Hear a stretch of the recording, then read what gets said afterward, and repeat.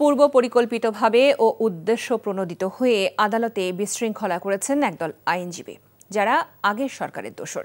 তারাই আদালতকে অসম্মান করে সাবেক প্রধান বিচারপতি খায়রুল হকের মামলার শুনানির সময় হাইকোর্টে অপেশাদার আচরণ করেছেন বলে অভিযোগ জাতীয়তাবাদী আইনজীবী ফোরাম নেতাদের।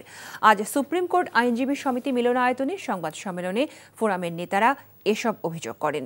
বলেন, যখন সাবেক প্রধান বিচারপতি এস.কে. সিনহাকে দেশ ছাড়া করা হয় তখন ওই আইনজীবীরা কোনো পদক্ষেপ নেননি।